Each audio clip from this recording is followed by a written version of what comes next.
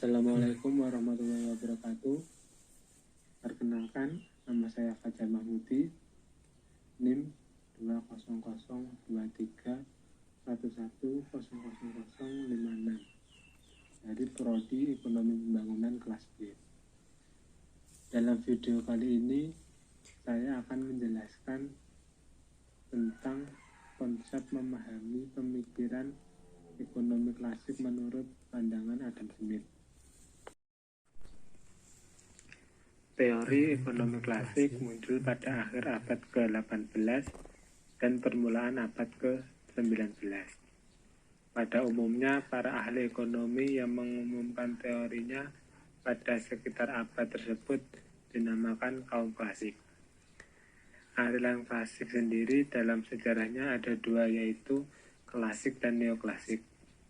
Yang termasuk aliran klasik adalah mereka yang mengumumkan teorinya sebelum tahun 1870-an.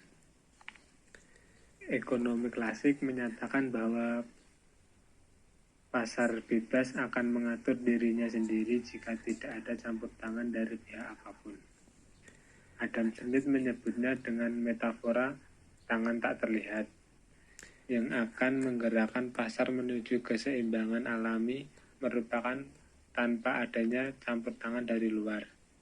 Ekonomi klasik secara umum dianggap sebagai aliran modern pertama dalam sejarah pemikiran ekonomi. The Will of Nation, karya Adam Smith pada tahun 1776 dianggap sebagai penanda dimunculnya era ekonomi klasik.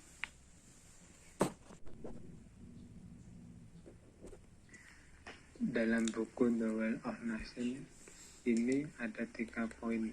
Yang pertama, kepentingan pribadi atau self-interest akan menghasilkan masyarakat yang stabil dan makmur tanpa perlu diarahkan oleh negara secara terpusat. Yang kedua, doktrin tentang kepentingan ini sering disebut sebagai invisible hand atau tangan goib. Yang ketiga, pembagian kerja dan spesialis membawa efisiensi kerja dan hasil optimal bagi masyarakat secara menyeluruh. Politik yang digunakan pada masa ekonomi klasik. Politik yang digunakan yaitu laissez-faire. Politik ini menunjukkan diri dalam tindakan-tindakan yang dilakukan oleh masa klasik dan dengan keseimbangan yang bersifat otomatis, di mana masyarakat senantiasa secara otomatis akan mencapai keseimbangan pada tingkat full employment. Asas pengatur kehidupan perekonomian didasarkan pada mekanisme pasar. Teori harga merupakan bagian sentral dari masa klasik dan mengajarkan bahwa proses produksi dan pembagian pendapatan ditentukan oleh mekanisme pasar. Dengan melalui mekanisme permintaan atau demand dan penawaran atau supply akan menunjukkan pada suatu keseimbangan equilibrium. Selanjutnya, ruang lingkup pemikiran ekonomi klasik. Yang pertama, kemerdekaan alamiah dan pemikiran sistematik dan individu negara.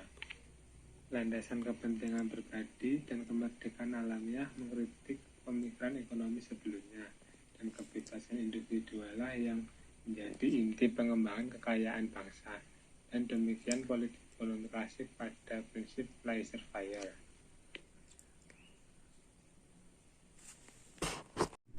Selanjutnya yaitu tujuan pemerintahan Adam Smith. Sebagai seorang pendukung kebebasan alamiah, Smith percaya pada pemerintahan yang hemat namun kuat. Menurutnya, terdapat 3 tujuan pemerintahan, yaitu mengangkat negara dari barbarisme rendah menuju tingkat kemakmuran tertinggi dengan cara damai. Yang kedua, memberikan pajak yang rendah. Dan yang ketiga, memberikan pelayanan administrasi yang adil dan toleransi. Kebijakan fiskal menurut Adam Smith. Smith mendukung adanya anggaran berimbang dan menentang adanya utang publik yang besar. Dia mendukung privatitas penjualan tanah-tanah konglomerat sebagai cara untuk menaikkan pendapatan dan menciptakan kemakmuran. Dia berpikir bahwa pemerintah harus seminimal mungkin memberikan campur tangan dalam kehidupan privat dan aktivitas ekonomi sebagai warga negara. Dan dia juga mengatakan bahwa mengakhiri perang tidak akan menghasilkan pengangguran besar-besaran. Selanjutnya, kebijakan moneter Adam Smith. Walaupun Smith menolak ide bahwa satu-satunya sumber kekayaan adalah emas dan perak, namun dia mendukung sistem moneter yang stabil berdasarkan emas dan perak, dan mendukung doktrin perbankan yang bebas. Smith menentang teori kuantitas uang oleh Irving Fisher yang menyatakan bahwa tingkat harga akan naik atau turun sebanding dengan perubahan dalam persediaan uang. Dalam tulisannya yang berjudul Decretion of Silver, Smith menunjukkan bahwa ternyata harga sangat bervariasi ketika persediaan uang meningkat. Ekonomi pada era Adam Smith. Smith mengusulkan penghematan dan investasi modal sebagai unsur penting dalam pertumbuhan ekonomi sebagai bagian dari pandangan makroekonominya. Dia menekankan bahwa kunci penting pertumbuhan ekonomi bukan hanya kebijakan pemerintah, lingkungan usaha yang kompetitif dan manajemen bisnis yang sehat, tapi juga tabungan dan penghematan. Smith juga menjelaskan perlunya investasi modal dan mesin penghemat tenaga kerja sebagai elemen vital dalam menaikkan standar hidup masyarakat. Dengan adanya kebijakan yang telah ditetapkan oleh Adam Smith, ada beberapa tokoh pendukung pemikiran Adam Smith. Berikut ini adalah tokoh beserta karyanya. Tokoh yang pertama yaitu Jean Baptiste Say. Beliau merupakan pendukung utama pemikiran Adam Smith tentang sistem ekonomi, kebebasan alamiah, dan pembatasan campur tangan pemerintah. Dan beliau juga sependapat dengan konsep kapitalisme laissez-faire. Kontribusi beliau dalam pemikiran ekonomi klasik yang pertama yaitu penyusunan teori berdasarkan fakta dan observasi. Menurutnya, penyusunan teori-teori ekonomi saat itu jauh dari kenyataan. Meskipun tidak dianggapnya sepenuhnya keliru, dia memilih modal dedukasi yang ketat dalam menyatakan teori-teorinya. Meskipun menurutnya model ini harus selalu diuji dengan observasi untuk mengetahui apakah model itu realistik, menurut saya semua teori dan model perlu terus-menerus diuji dengan fakta dan observasi. Menurutnya juga, ekonomi adalah ilmu kualitatif, bukan kuantitatif, maka tidak tunduk pada kalkulasi matematika. Yang kedua, menyusun teori utilitas subjektif sebagai pengganti teori nilai kerja. Pendapat saya tentang teori nilai berbeda dengan teori nilai yang disampaikan oleh David Ricardo. Menurutnya, ukuran nilai yang tetap tidak masuk akal. Sebaliknya, saya mengambil pendekatan dengan mengemukakan teori nilai utilitas yang subjektif. Utilitas adalah cara konsumen menilai suatu barang atau jasa, sedangkan produsen membuat nilai atau utilitas dengan mengubah input menjadi output untuk menutupi biaya produksi. Namun, saya tidak mengungkapkan teori utilitas marginal, tetapi dia mengakui bahwa yang menentukan harga atau nilai suatu barang atau jasa adalah utilitasnya, bukan biayanya.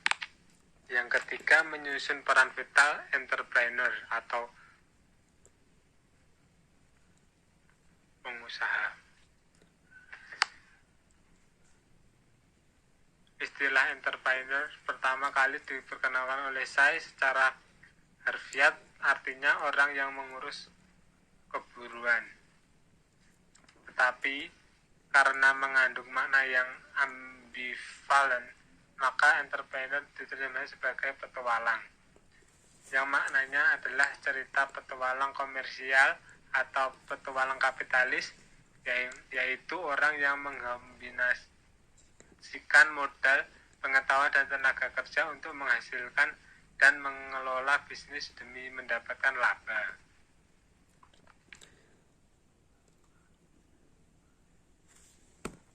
Yang keempat, menyusun hukum pasar say.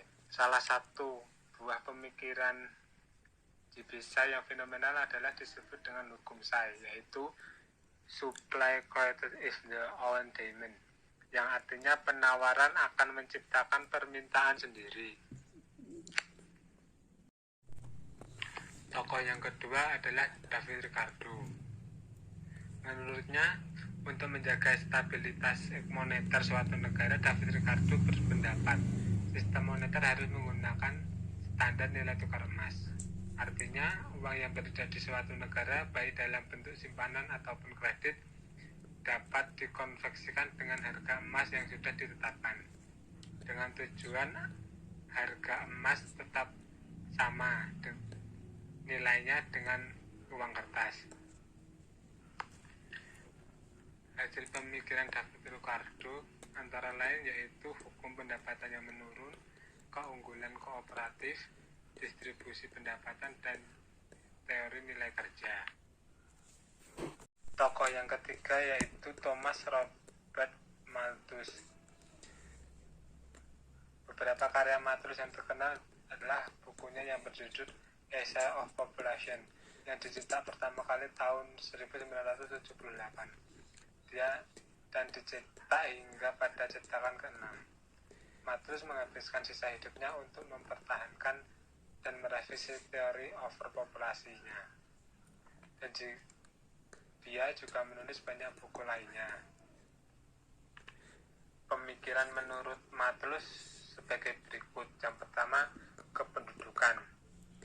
Menurutnya, persediaan sumber daya alam bertambah dalam kondisi yang terus-menerus, sedangkan permintaan dari penduduk yang terus bertambah meningkat lebih cepat pada tingkat geometris. Menurutnya lagi bahwa jumlah populasi manusia dipengaruhi oleh dua faktor, yaitu bahwa terjadi penurunan tajam dalam tingkat kematian bayi karena berkurangnya penyakit berkat kemajuan ilmu pengetahuan, terutama di bidang kesehatan atau kedokteran, dan adanya peningkatan usia harapan hidup dikarenakan meningkatkannya harapan hidup, seperti adanya terobosan dalam pengobatan, peningkatan sanitasi, perawatan kesehatan, dan gizi, serta penurunan angka kecelakaan. Yang kedua, hukum pendapatan yang menurun. Malthus mengembangkan konsep kelangkaan. Menurutnya saran-saran untuk mendukung kehidupan manusia itu terbatas oleh sumber daya alam, terutama tanah. Tokoh yang terakhir yaitu John Stuart Mill. Karya pemikiran yang dihasilkan oleh Stuart Mill sebagai berikut. Yang pertama, utilitarianisme merupakan paham buah dari hasil pandangan dan pemikiran Mill tentang manusia dan masyarakat yang diterima sebagai landasan moral utilitas atau prinsip kebahagiaan, yang menganggap bahwa tindakan dikatakan benar jika sebanding dengan kecenderungan untuk mendorong kebahagiaan, dan dikatakan salah satu sebagai dengan kecenderungan untuk menghasilkan ketidakbahagiaan. Yang kedua, ekonomi dan politik. Dalam karyanya, ia menuliskan tentang masalah produksi yang merupakan bagian dari kegiatan ekonomi. Dalam hal pemenuhan kebutuhan masyarakat dan keinginan pasar, Mill juga orang yang pertama menemukan ide tentang konsep elastisitas permintaan, yang kemudian dikembangkan lebih lanjut oleh Marshall Plan. Dua sumbangan lain yang terkenal adalah Perintah Anti-Timbal Balik dan dalam Perdagangan Internasional, dan membedakan hukum-hukum produksi dan distribusi. Karyanya yang ketiga yaitu Dana Upah.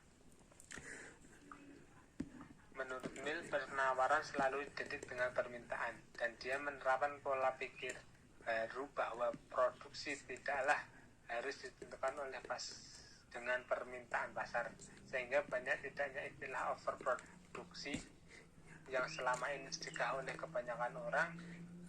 Adapun pendapat Mill lainnya bahwa kemakmuran ekonomi tidak ditentukan oleh pemerintah dan konsumen, dan produksi menurut Mill merupakan sebuah basis yang memungkinkan terjadinya kerjasama di antara pengusaha. Dalam pemikiran ekonomi klasik menurut Adam Smith dan tokoh pendukungnya ini memiliki banyak perbedaan dengan teori Keynes. Yang pertama, pada teori klasik percaya bahwa perekonomian yang dilandasi pada kekuatan mekanisme pasar akan selalu menuju keseimbangan. Sedangkan pada teori Keynes percaya bahwa perekonomian ada masanya pemerintah yang turun tangan untuk mengendalikan perekonomian. Yang kedua, pada teori klasik bertumbuh pada masalah-masalah mikro. Sebaliknya, pada teori Keynes menganggap itu sebuah kekeliruan, karena biasanya permintaan lebih kecil dari penawaran. Alasannya, karena sebagian pendapatan yang diterima masyarakat akan ditabung dan tidak semuanya dikonsumsi. Dengan demikian, permintaan efektivitas biasanya lebih kecil dari total produksi. Yang ketiga, klasik berlandaskan pada hukum Say, yaitu penawaran akan menciptakan permintaannya sendiri. Pada teori Keynes membantah pernyataan tersebut dengan alasan bahwa motif orang untuk menabung tidak sama dengan motif pengusaha melakukan investasi didorong oleh keinginan untuk mendapatkan laba sebesar-besarnya. Sedangkan sektor rumah tangga melakukan penabungan didorong oleh motif berjaga-jaga. Perbedaan yang keempat, klasik beranggapan bahwa posisi keseimbangan sumber daya termasuk di dalamnya sumber daya tenaga kerja dan akan dimanfaatkan secara penuh. Sedangkan pada Keynes beranggapan bahwa dalam kenyataan pasar tenaga kerja tidak bekerja sesuai dengan pandangan klasik, di mana para pekerja mempunyai semacam serikat buruh yang akan berusaha memperjuangkan kepentingan buruh dari penurunan tingkat upah. Jadi dapat disimpulkan bahwa fokus utama pemikiran Adam Smith adalah peningkatan individu melalui kesederhanaan dan perilaku yang baik, menabung dan berinvestasi, berdagang dan divisi kerja, pendidikan, pembentukan kapital, dan pengembangan teknologi baru. Secara umum dia lebih tertarik untuk meningkatkan kemakmuran ketimbang pemerataan kemakmuran. Sekian dari saya. Wassalamualaikum warahmatullahi wabarakatuh.